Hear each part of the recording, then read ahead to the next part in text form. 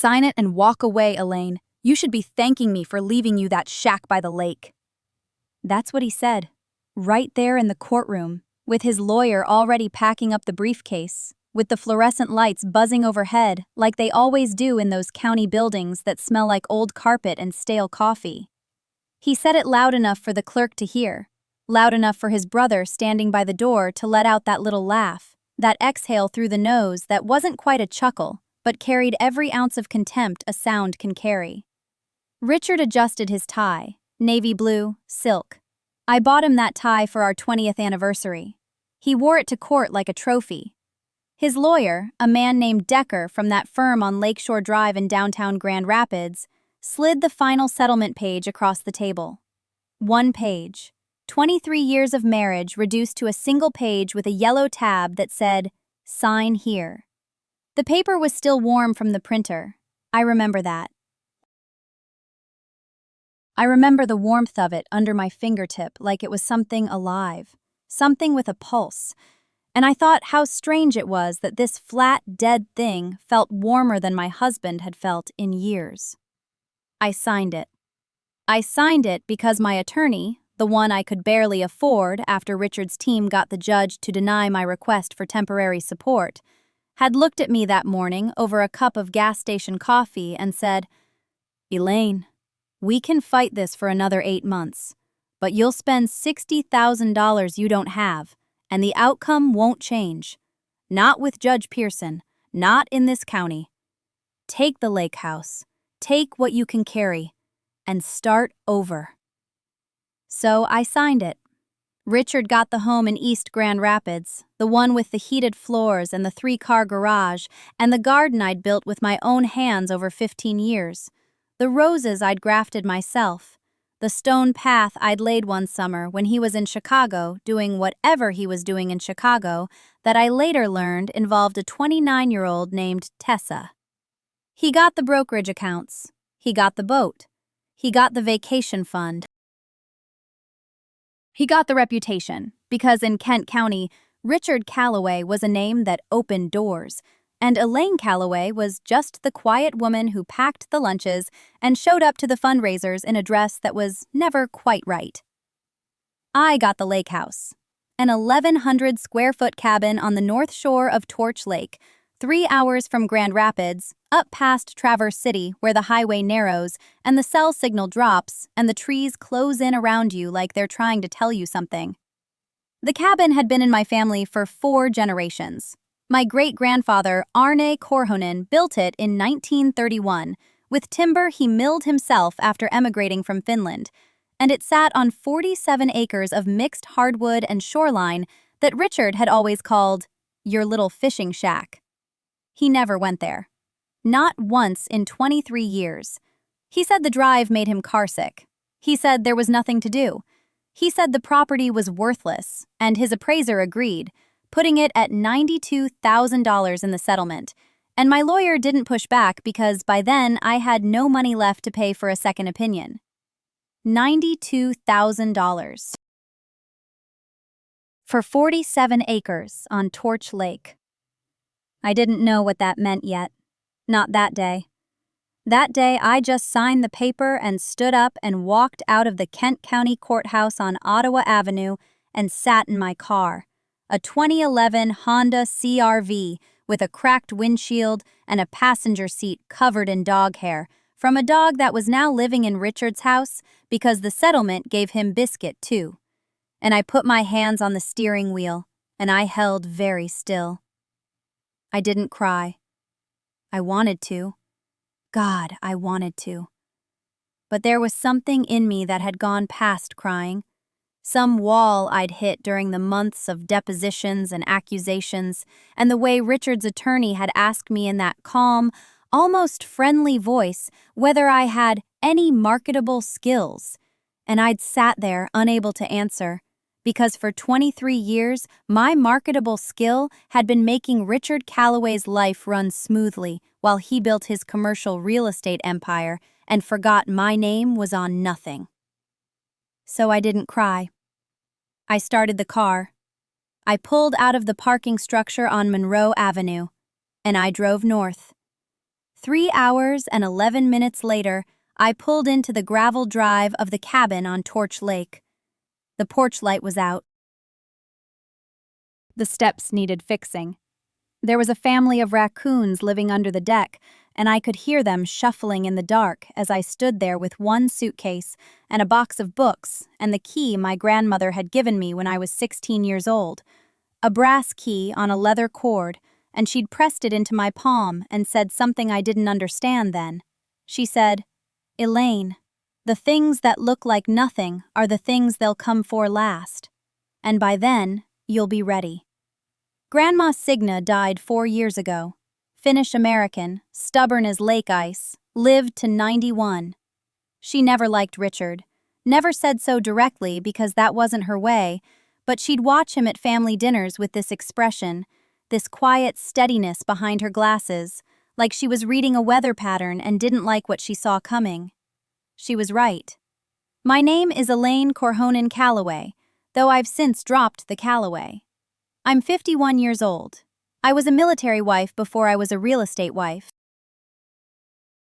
I served 4 years in the Army as a geospatial intelligence analyst at Fort Huachuca before I met Richard. Before I traded satellite imagery for grocery lists. Before I forgot that I once had a security clearance and a mind that could read terrain like other people read novels. This is the story of how I lost everything in a courtroom in Grand Rapids, Michigan, and drove north to a lake house that everyone said was worthless. And what happened when the powerful men found out it wasn't. I need to tell you about the woman I was before Richard Calloway dismantled her. I grew up in Houghton, Michigan, way up in the Keweenaw Peninsula, where Lake Superior beats against copper-colored cliffs, and winter starts in October and doesn't apologize until May. My father was a shift supervisor at the White Pine Mine until it closed, and after that, he drove a snowplow for Houghton County until his back gave out. My mother taught 4th grade at Houghton Elementary for 31 years. They were not wealthy people. They were not connected people. But they owned things outright, and they owed nothing to anyone, and my father considered that a form of aristocracy. My grandfather, Eino Korhonen, was the one who shaped me. He'd come down from a Finnish family that settled near Chassel in the 1890s, and he still spoke fragments of Finnish when he was tired or angry, which was often.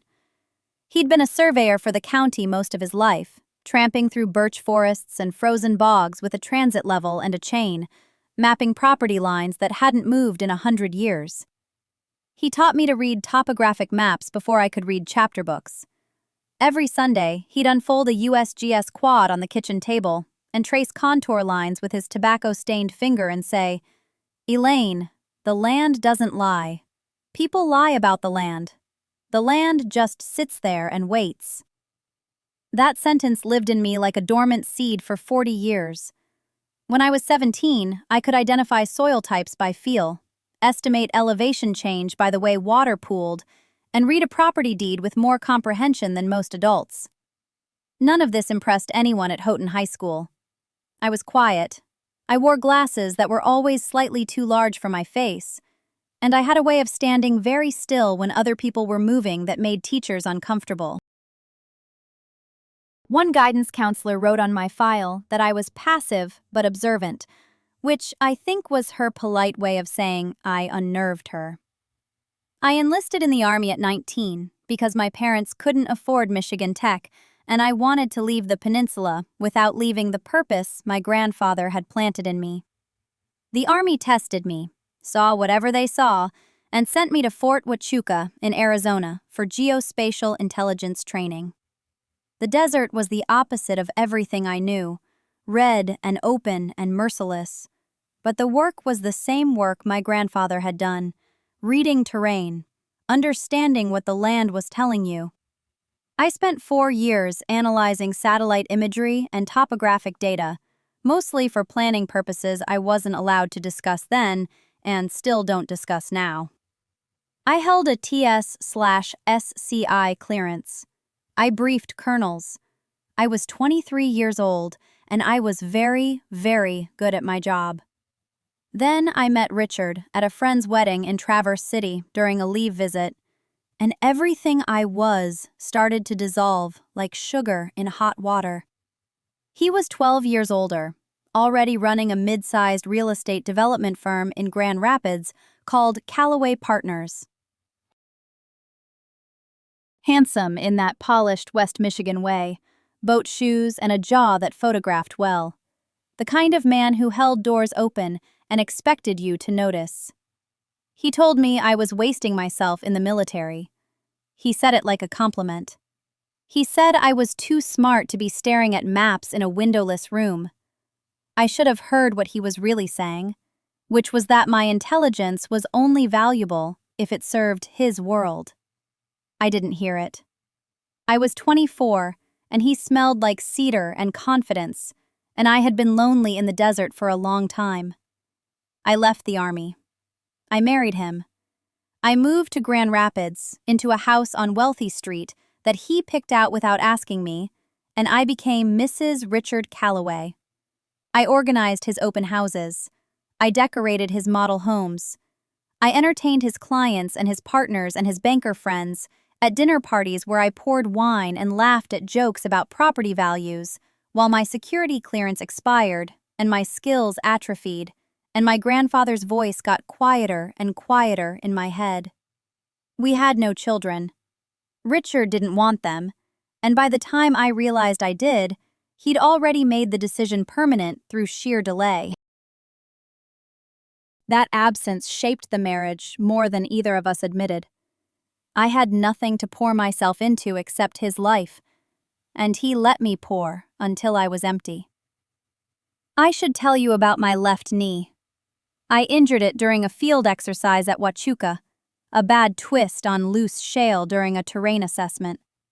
The Army surgeon said it would need replacement eventually.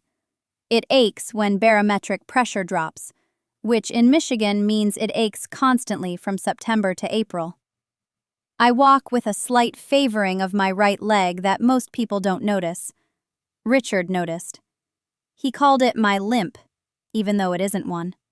He'd say it in front of people. "Elaine, your limp is showing." Like it was a slip in my composure, rather than a piece of my body that I'd broken in service to my country. The knee is relevant later. Everything is relevant later. That's what my grandfather understood about land and what I eventually remembered about life. Nothing is wasted. Nothing is worthless. It just sits there and waits. I met Richard Callaway at a Rotary Club dinner in Traverse City in the spring of 2011. I was 34, freshly separated from the Army, working as a GIS analyst for the county assessor's office while I figured out what civilian life was supposed to feel like. He was 41, a partner at Callaway Stroud & Fitch, a real estate development firm based in Grand Rapids with satellite offices reaching up into the northern counties. He had a full head of silver-touched hair and the kind of confidence that fills a room before the man himself walks in. He was charming. I'll give him that. Charming the way a river is fast. You don't feel the current until you're already in the middle. We married in October 2012 at a venue in Leland that he chose without asking me. I wanted the ceremony at the lake house, on the dock my grandfather had rebuilt 3 times over 40 years. Richard said it wasn't appropriate, that the property was too rough, too remote, that his partners and their wives would need accommodations, and what were we going to do? Pitch tents? He laughed when he said it.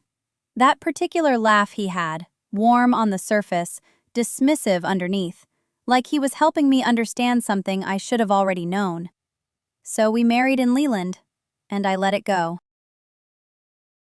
That was the first time. The second was in 2014, about 18 months into the marriage. I had taken the exam for a senior assessor position with Leelanau County. It was a significant step. The role involved property valuation oversight for the entire county, which meant I would be the authority on what land was worth. I studied for 4 months, passed with the highest score in the candidate pool, and received the offer on a Tuesday afternoon. I drove home to tell Richard. He was in his office on a call with Dennis Stroud, his senior partner. I waited in the kitchen. When he finally came out, I told him. He said, "That's great, Elaine, really." And then he said, "But you know this means you'll be assessing properties that could conflict with my projects, right? We should think about whether this is smart." I took the job. But the way he said smart stayed with me. He didn't mean strategically intelligent, he meant obedient. He meant loyal to his interests over mine. And when I didn't comply, something shifted. It was slight, a degree or two on the thermostat. You don't notice a room getting colder until you realize you've been sitting there shivering for an hour. The third time was Thanksgiving 2016, at his mother Patricia's house in Grosse Pointe. The whole Calloway family was there, his brother Martin and Martin's wife, his sister Claire, Patricia at the head of the table like a magistrate in pearls. Richard had been drinking since noon, not drunk, never drunk, just lubricated enough to let his opinions move faster than his judgment. The conversation turned to real estate, as it always did, and someone mentioned waterfront property values going up in Benzie County. Richard said, "Well, Elaine's sitting on 32 acres of lakefront that she won't develop, so she's basically burning money for sentimental reasons." The table went quiet for half a second. Not out of discomfort, out of agreement. Patricia said, "Well, she's always been a bit attached to that place, hasn't she?" Martin said, "What's the assessed value now?" and looked at me like I was a spreadsheet. I said, "It's not for sale." Richard smiled and said, "Everything's for sale, sweetheart. It's just a question of price." I set my fork down. I picked it back up. I ate the rest of my meal in silence while they discussed the hypothetical development potential of my grandfather's land, as though I were not in the room. As though the property were already theirs in every way that mattered, and they were simply waiting for me to catch up to the obvious. I could have said something. I rehearse it sometimes. I could have told them about my grandfather carrying limestone from the shore to build that fireplace, about the morning he showed me where the eagles nested, about the clause in his will that said this land is not an asset, it is an answer. I could have told Patricia that her pearls cost less than one season of the timber rights I was deliberately not exercising, because the white pines on the North Ridge were 200 years old, and I refused to be the generation that cut them. I said nothing. The fourth time was the worst, because it was the quietest. March 2018, a Wednesday. I came home from work and found Richard in the kitchen with a man I didn't recognize. The man had a briefcase and a county plat map spread across our table. Richard introduced him as Greg Whalen, a developer from Petoskey. They were discussing my lake property. Not in theory, in specifics, parcel lines, access roads, zoning variance applications. Richard had already requested preliminary surveys. He'd contacted the township planning office using my name. I stood in the doorway of my own kitchen and listened to my husband explain to a stranger how the property could be subdivided into 12 lakefront lots at an estimated $350,000 per lot after infrastructure costs.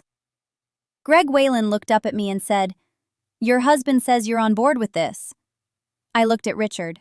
He didn't flinch. He didn't look guilty. He looked like a man who had already decided something and was waiting for reality to agree with him. I said, "I'm not on board with this." Greg Whalen closed his briefcase. Richard waited until the man left, and then he said, "You're being emotional. This is a business decision. You're sitting on $4 million in potential value, and you're treating it like a graveyard." I said, "It's my land." He said, "We're married, Elaine. Nothing is just yours." That night I slept in the guest room. I lay there in the dark and listened to the furnace cycle on and off, and I thought about my grandfather's hands, how they were always rough, how they smelled like pine sap even in winter. I thought about what he told me on the dock when I was 12, the last summer before he got sick. He said, "Elaine, people will tell you what things are worth. Don't listen. Worth is what remains when everyone else leaves. I didn't cry. I wanted to, but I was in the house, and I didn't cry in the house. I stayed in that guest room for 3 nights. On the 4th morning, I came downstairs, and Richard was sitting at the kitchen table, with his laptop open and 2 coffee cups set out, one for him and one for me, as if nothing had happened. He'd made mine the way I like it. A little milk, no sugar. He pushed it toward me and smiled and said, "I was thinking we could drive up to Lake Oneida this weekend.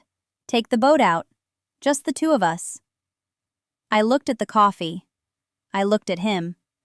And I understood something I had been refusing to understand for a very long time. The coffee wasn't an apology. It was a reset button. He wanted to skip past everything, past the appraiser in my grandfather's kitchen, past the phrase, "Nothing is just yours," past the guest room and the silence.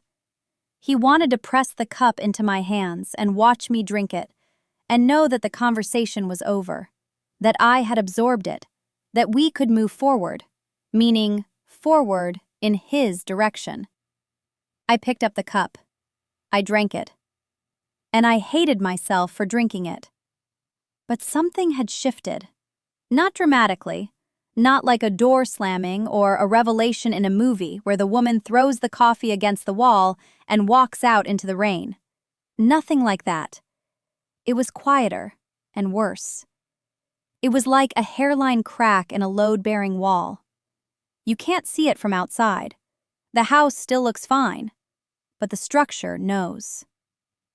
2 weeks later, Richard's attorney, a man named Peter Calloway, who wore suits that cost more than my monthly salary, sent me a document. It was a post-nuptial agreement, 14 pages. Richard presented it casually over dinner at a restaurant in Tarrytown, a place with cloth napkins and candles, because he knew I wouldn't raise my voice in a restaurant. He said his financial advisor recommended it. He said it was standard for couples in their income bracket. He said it protected both of us. I read it that night at the kitchen table after he went to bed. The language was dense, but the meaning was simple. The lake house, the 47 acres, the waterfront, all classified as marital property subject to equitable distribution. My salary, my pension, my years at Buchanan, listed as income streams to be factored into any future settlement. His consulting firm, his equity stakes, his partnership in the development group, sheltered behind 3 LLCs and a trust I'd never heard of. I sat there for a long time. The kitchen was dark except for the light over the stove.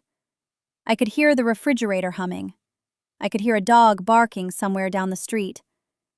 And I heard my grandfather's voice, not like a hallucination, not like some spiritual visitation, just the memory of it, clear and plain. Worth is what remains when everyone else leaves. I did not sign the postnuptial agreement. I told Richard the next morning. I said I wasn't comfortable with it. He nodded slowly, the way he nodded when a subordinate said something stupid in a meeting, and he said, "Okay, we can talk about it later." But his eyes changed.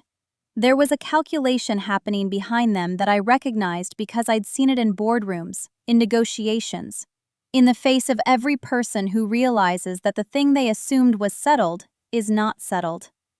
He didn't bring it up again for 6 weeks, and then one evening he came home and told me he'd filed for divorce.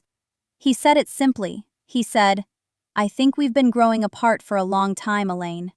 I think we both know this." He said he wanted it to be amicable. He said he hoped we could handle it like adults. I was standing at the sink washing a colander of blueberries. I remember the water running over my hands and the blueberries rolling and the late May light coming through the window. I remember the smell of the basil plant on the sill. I remember all of this because the body records what the mind tries to skip past. I turned off the water. I set the colander down. I said, "Okay." That was it. That was the moment. Not rage, not tears, not a speech. just the quiet click of something locking into place.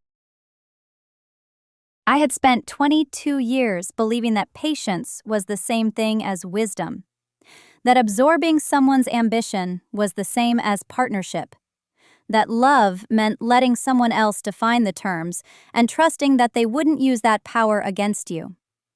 Standing at that sink with blueberry stains on my fingers, I stopped believing all of it at once. It was not dramatic. It was not even painful. Not yet. The pain came later, in the car, alone, at 11 at night in the parking lot of a CVS on Route 9, where I sat with the engine running and cried so hard I couldn't breathe. But in the kitchen, in front of Richard, I was still. I was granite. He wanted amicable. He wanted adults. I looked at him and I said, "I'll find my own attorney." He blinked. I think he expected me to ask if we could try counseling. I think he expected me to negotiate. Instead, I dried my hands on the kitchen towel, walked past him, went upstairs, and closed the bedroom door. I sat on the edge of the bed and I thought about the lake. I thought about the dock, the way the wood goes silver in the weather. I thought about what was mine and what I was willing to lose, and what I would protect no matter what it cost me. The crack in the wall had reached the foundation. The house was coming down. And for the first time in 22 years, I was the one who understood the blueprints. The next morning I called Helen Vasquez. Not a name Richard would have expected. He had his attorney already, of course, Brent Massey, from the firm that handled Ridgefield's commercial real estate, country club connections, golf foursomes. Richard had probably been planning this for months, maybe longer. The way certain financial statements had shifted, the way he'd restructured his consulting LLC the previous spring, moving income into accounts that somehow never appeared on our joint filings. I hadn't understood it at the time. Now, I understood it perfectly. Helen Vasquez worked out of a small office on Griswold Street in downtown Hartford, second floor above a Thai restaurant. The carpet was industrial gray and her desk was piled with folders, and she had reading glasses pushed up into her hair, and she didn't smile when she shook my hand. She listened. I talked for 40 minutes. She took notes on a yellow legal pad in handwriting so small it looked like code. When I finished, she put her pen down and she said, "How much do you know about what he earns?" I said, "I know enough." She said, "Tell me about the lake house." So I told her. I told her about Grandma Ellie buying that property in 1961 for $12,000. I told her about the deed that passed to my mother and then to me, held in trust, never commingled with marital assets. I told her about the summers there, the winters, the years of property tax I paid from my own teaching account, never from the joint. I told her about the dock and the pines and the 300 feet of shoreline on Bantam Lake, and the fact that Richard had always called it the shack. Always with that little smile. "A dump," he'd say. "Why do you keep paying taxes on a dump?" Helen looked at me over the legal pad and she said, "He's going to come for it." "I know," I said. She said, "They always come for the thing they told you was worthless. That's when they show you what they really think it's worth." I spent the next 4 months preparing. Not loudly, not obviously. I taught my classes at Wamogo Regional. I graded papers. I coached the girls' cross-country team through the fall season. I attended parent-teacher conferences and department meetings, and I smiled, and I was professional. And nobody at school knew that my marriage was disintegrating, because I did not give them that. That was mine to carry. But at night, after the house was quiet, after Richard had gone to whatever room he was sleeping in by then, I sat at the kitchen table with my laptop, and I organized 22 years of financial life. Every bank statement, every tax return, every property record. I requested copies of documents from the Litchfield Town Clerk's office. I found Grandma Ellie's original purchase agreement in a cedar box in the attic of the lake house, the paper so old it felt like cloth. I photographed every page. I created a digital archive, and I backed it up twice. Once on a flash drive I kept in my classroom desk drawer, and once on a cloud account Richard didn't know existed. Helen had told me to document everything. So I documented everything. I found the records showing Richard's LLC had received $147,000 the year before that never appeared on our household accounting. I found a second bank account at Webster Bank that my name had never been on. I found emails, printed from a shared home computer years ago and forgotten in a drawer, in which Richard discussed with Brent Massey the possibility of reclassifying his consulting income to reduce what he called exposure. Exposure. To me, his wife of 22 years was exposure. I did not confront him. I did not leave the papers on the counter. I did not cry in the shower, though I wanted to, some nights, when I realized how long it had been going on. Instead, I made copies. I labeled the copies. I put the copies in a file at Helen's office. And I kept teaching. I kept coaching. I kept showing up. Richard was magnanimous during this time. He told friends we were separating amicably. He told his mother it was mutual. He offered me the Subaru and the furniture, as though he were being generous, as though I should be grateful for the couch I'd picked out myself and the car I'd been driving for 9 years. He mentioned, casually, that the lake property should probably be sold and the proceeds split. "Market's been good up there," he said one evening over takeout. "Could probably get $300, $350 for the land alone. We could both walk away clean." I looked at him across the kitchen table. This man who had called the lake house a dump for 2 decades, who refused to spend Thanksgiving there because the heating was unreliable, who never once helped me reshingle the roof or winterize the pipes or sand the dock boards in April.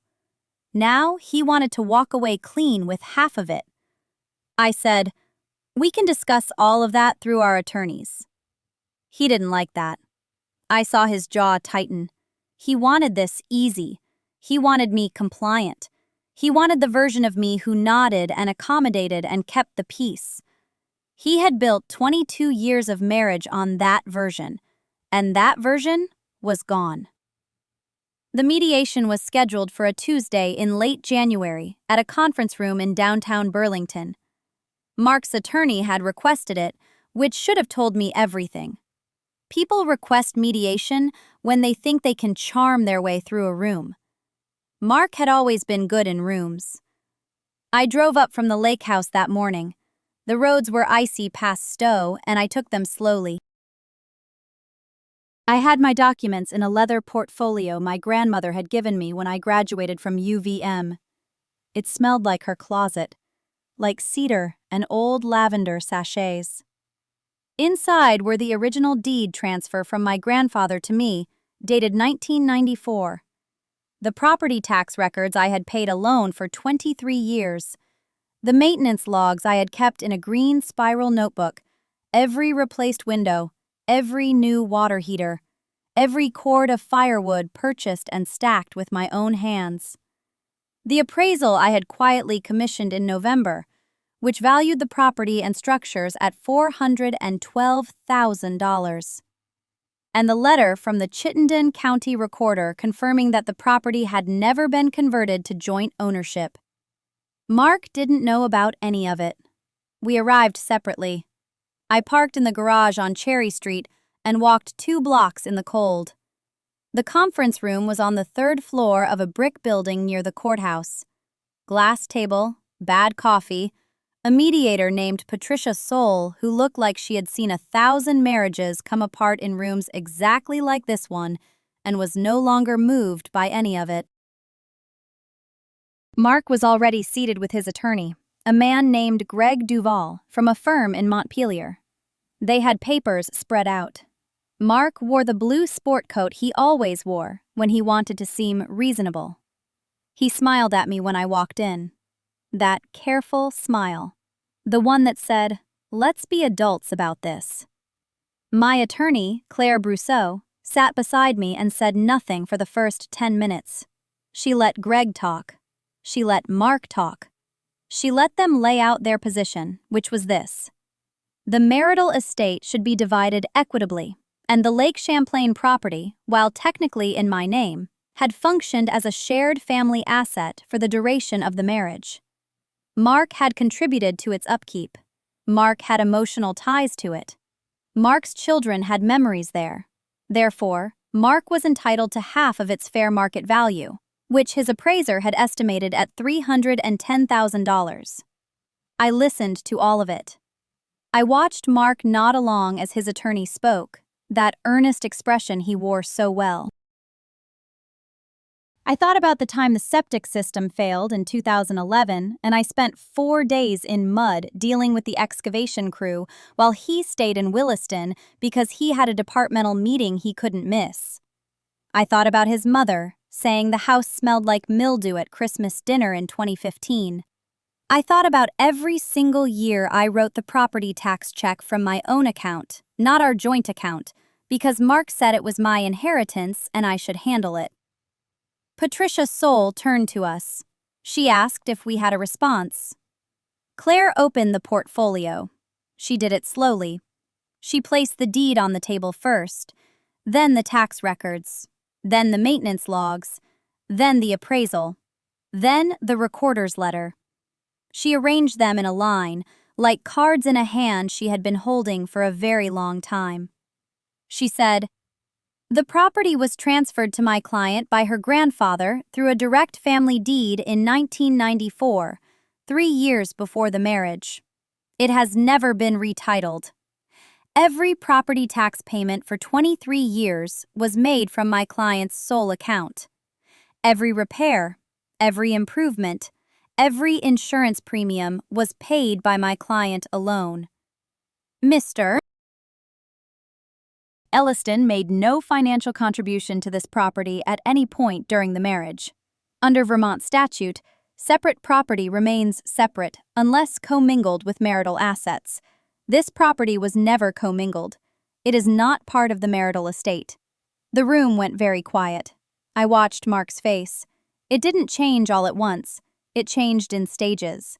First, the slight frown, the one that meant he was calculating. Then the shift in his posture, leaning forward, hands flat on the glass. Then the color leaving his cheeks as Greg Duvall picked up the tax records and flipped through them.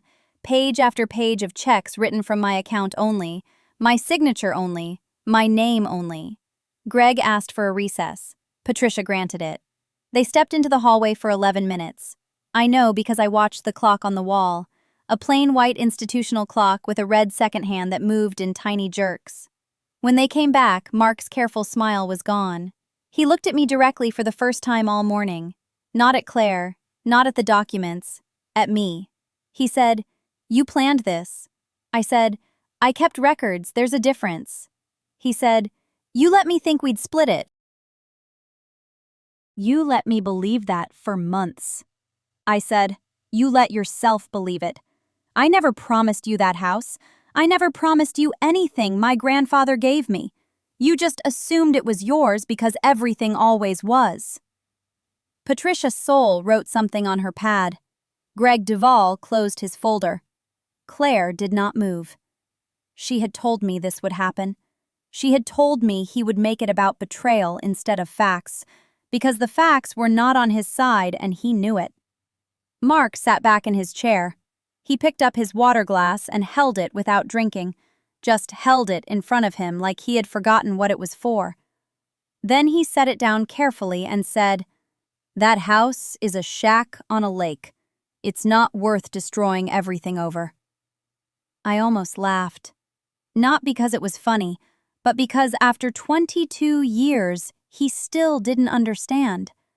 It was never about the money. It was never even about the house. It was about the fact that my grandfather built something with his hands and left it to me because he trusted me to keep it. And keeping it meant not giving it away to someone who never once said thank you for it. The mediation ended 40 minutes ahead of schedule. Mark and Greg left first. I stayed in the conference room with Claire, looking out the window at the lake in the distance, gray and frozen under a white sky. Claire put her hand on my shoulder for 1 second and then removed it. She said, "That went exactly how we prepared for." I said, "I know, and I still feel sick." We drove back to the lake house in silence.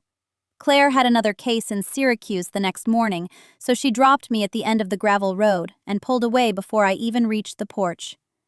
The house was cold.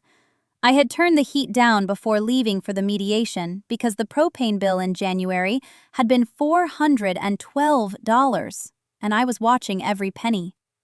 I turned the thermostat up to 62, put the kettle on, and sat at the kitchen table in my coat, waiting for the water to boil.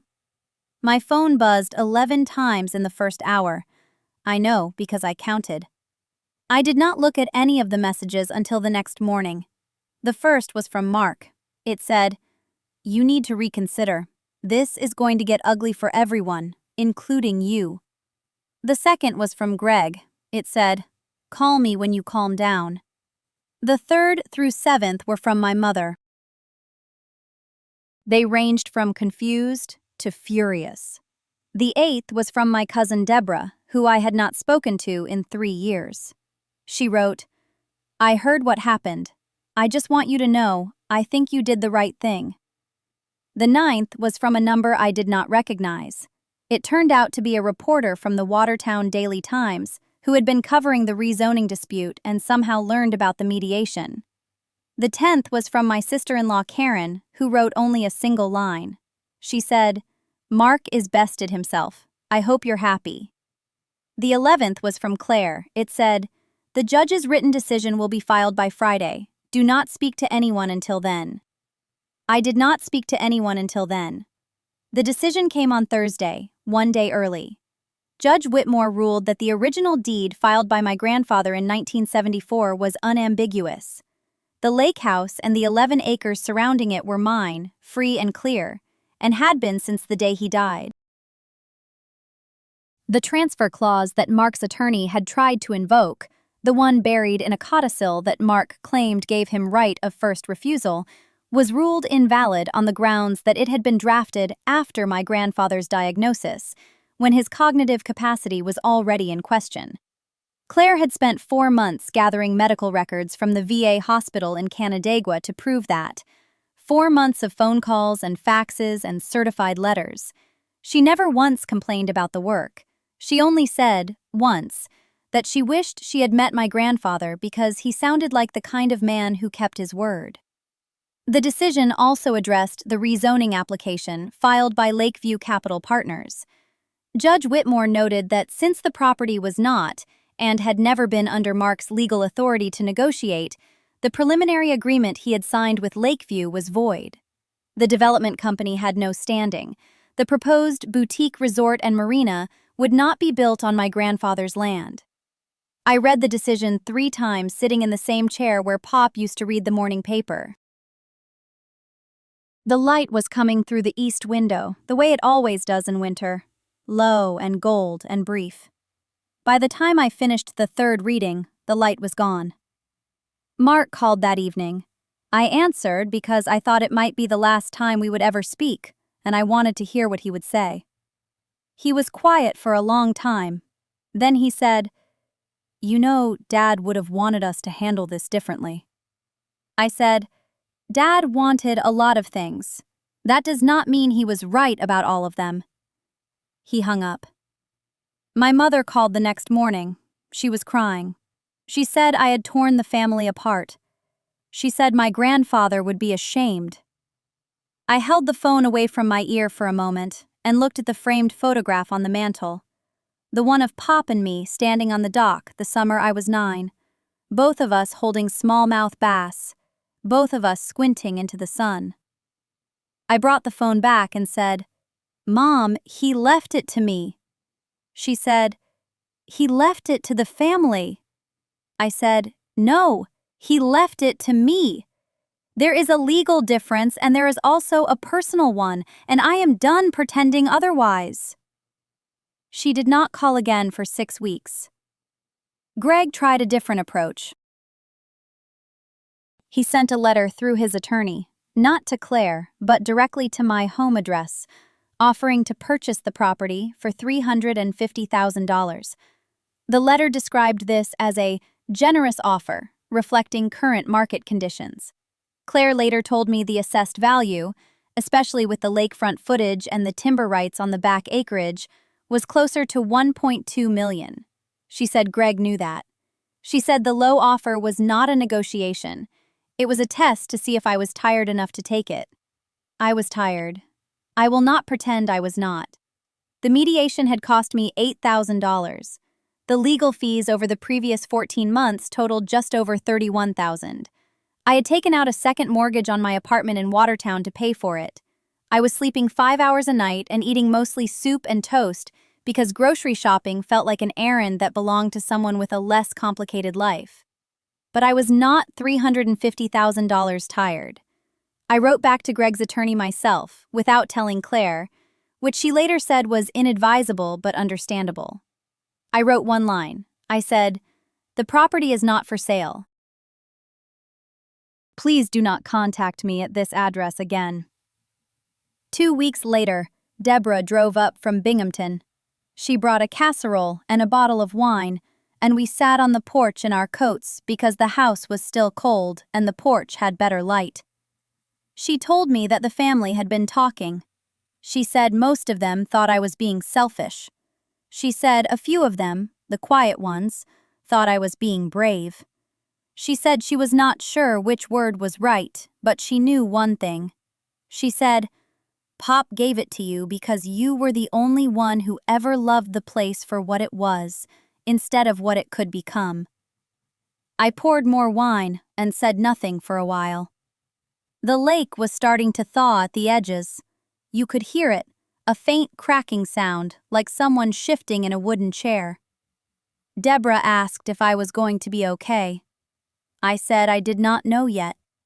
She nodded like that was the only honest answer. The one person I did not expect to hear from was Mark's daughter, my niece, Sophie. She was 23 and had just finished her degree at SUNY Oswego. She sent me a handwritten letter, not a text, a letter, on lined paper, in an envelope with a stamp. She wrote that she remembered coming to the lake house when she was small. She remembered the dock and the loons calling at dusk, and the way the kitchen smelled like coffee and pine. She wrote that she did not understand all the legal details, but she understood that I had fought to keep something that mattered. She wrote, "Aunt Ellen, I think that matters more than people are saying right now." I put the letter in the drawer of the nightstand next to the bed in the room where I sleep when I stay at the lake house. The same nightstand that was there when Pop was alive. The same drawer where he kept his reading glasses and a small flashlight and a folded prayer card from my grandmother's funeral. I sat on the edge of that bed for a long time after I put the letter away. The house was quiet the way it only gets in late October, when the summer people have gone and the seasonal renters have packed up and the lake belongs to whoever is stubborn enough to stay. I could hear the dock creaking. I could hear a single bird somewhere in the spruce trees, something small, a chickadee maybe, making its two-note call over and over like it was trying to remind itself of something. Pop used to say that the hardest part of doing the right thing is not doing it. The hardest part is sitting with it afterward and wondering if you did it for the right reasons. I have thought about that a lot. I would be lying if I told you I came through all of this feeling clean. I would be lying if I said I never enjoyed watching Gary Beckford's face when the judge read the injunction.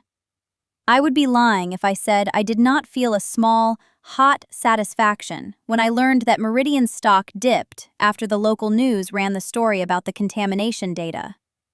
I am human. I felt those things.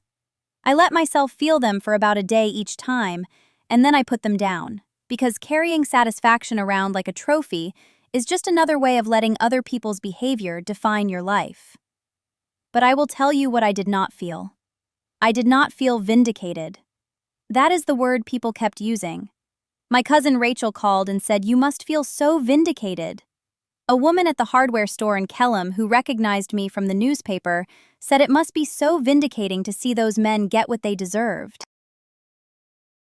Even Frank Ellsworth, who is not a man given to dramatic language, said once on the phone that the outcome was a vindication of everything my grandfather stood for. I understand why people use that word. It is a clean word. It suggests a story with a beginning and a middle and an end, and at the end, justice arrives like a bus pulling into the station right on schedule. But that is not how it felt from inside. From inside, it felt like I had spent 2 years holding my breath underwater, and when I finally came up, the air was not sweet. It was just air. I was just breathing. The water was still there.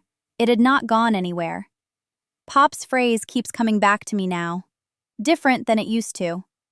When I was young and he said, "The land does not belong to you, you belong to the land."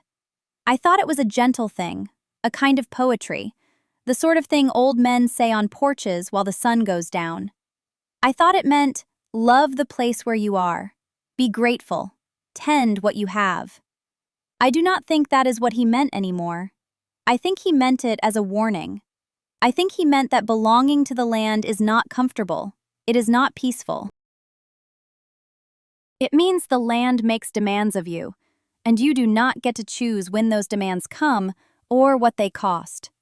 It means that when someone tries to poison the water, or strip the trees, or turn the shore into a parking lot for a hotel that will employ people at minimum wage for 6 months a year, you do not get to look away. You do not get to say, "That is not my problem," because you belong to it. You are bound. I think Pop knew that belonging is heavier than owning. I think he chose it anyway. I think that is why he never sold, even when selling would have been easy, even when the taxes went up and the roof needed work, and everyone around him was cashing out and moving to condominiums in Laconia with heat that actually worked. He was not holding on to a house. He was honoring an obligation that nobody had asked him to sign, but that he had signed anyway, somewhere inside himself, a long time ago. I think I understand that now, in a way I could not have understood it before the lawsuit, before the depositions, before Gary Beckford sat across from me and told me I was a sentimental woman clinging to a rotting dock. Maybe I was. Maybe I am. But I also know what is in the water. I know what they would have put in the soil. I know what the land asked of me, and I know that I answered. I do not know if I answered for the right reasons every single time. Some days I think I kept fighting partly because I was angry, partly because I was stubborn, partly because Helen Wheeler's voice in that courtroom made something close inside me that I wanted to pry back open. Some days I think I kept fighting because I could not stand the idea of those men being right about me. And I have had to sit with the possibility that spite and principle can live in the same body at the same time, and you do not always get to know which one is steering. Pop would have said that is fine. Pop would have said the land does not care why you protect it, it only cares that you do. I choose to believe that. I have to. There is a bench on the east side of the lake that I built the autumn after the appeals court ruling became final. I used cedar from a tree that had fallen during a storm the previous winter, one of the old ones near the water that had been leaning for years before it finally gave up its grip on the bank. I stripped the bark myself and sanded the seat until it was smooth enough that you could run your hand along it without catching a splinter. It is not a beautiful bench. It is a little uneven.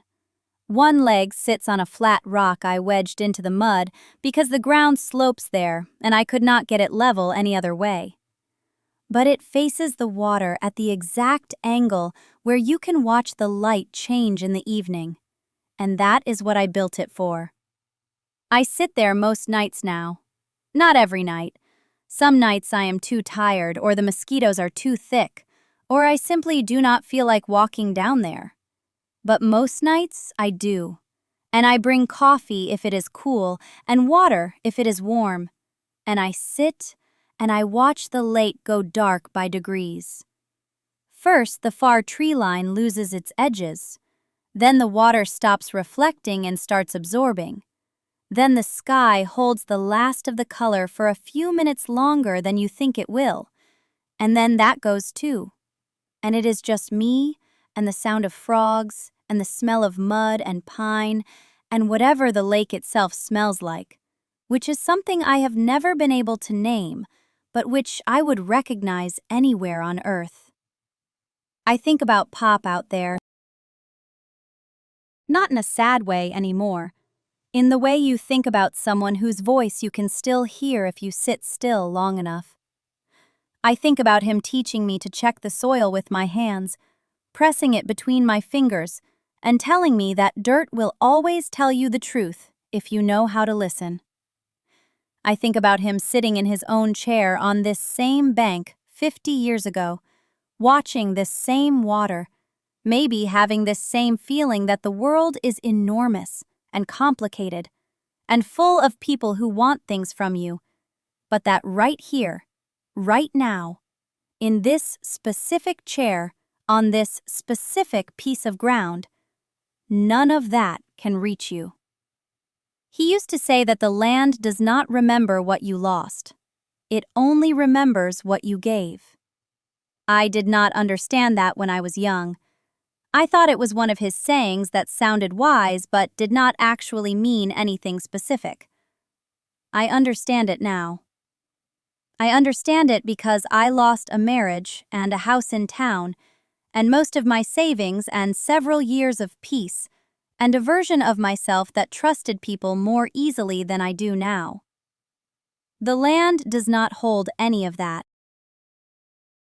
The land holds the fence I repaired, and the brush I cleared, and the erosion I stopped along the north bank, and the trees I planted where the old ones came down. That is what stays. The rest of it, the court dates, the certified letters, the nights I sat in my truck in the courthouse parking lot with my hands shaking, all of that belongs to me, and it lives in my body, and I carry it. But the land does not carry it. The land just grows. I got a letter from Marcus Webb about 4 months ago. Not from his attorneys, from him. It was short. He said he had heard I was doing well, and he wanted me to know there were no hard feelings on his end. I read it twice, and then I put it in the drawer where I keep the property records, and I did not respond. I do not owe him a response. I do not owe him the effort it would take to explain why that letter made me feel something I still cannot name. Something between pity and disgust, and a strange, exhausted kind of wonder that a man can try to take your home and then write you a note saying no hard feelings, as if he had merely bumped your shopping cart in a grocery aisle. I suppose that is what power does to your sense of proportion. It makes everything you do to other people feel small. I do not think about Helen Wheeler much. I heard she left the firm. I heard she moved to Raleigh.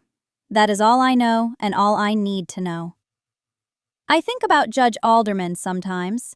I think about the way she read the ruling, steady and clear, not rushing, making sure every word landed. I think about how she looked at me once, just briefly, when it was over. It was not a smile. It was something quieter. Recognition, maybe. An acknowledgement that something had been done correctly in a room where things had previously been done wrong. I carry that look with me, too. The lake is still here. I am still here. The deed is in my name, and the taxes are paid, and the fence line is clean, and the water is clear and cold, and it tastes the way it has always tasted, like stone and time, and something deeper than either. If you are hearing this and you are in the middle of your own fight, I am not going to tell you it gets easier. I am not going to tell you the system works, because sometimes it does not, and you and I both know that. What I will tell you is this: know what you are holding. Know its real value, not the number someone else puts on it, but what it actually is and what it actually means. And if you know that, if you know it all the way down in the part of you that does not negotiate, then you will find a way to keep holding it, even when your hands are tired, even when everyone in the room is telling you to let go. The land does not remember what you lost, it only remembers what you gave. So give it something worth remembering.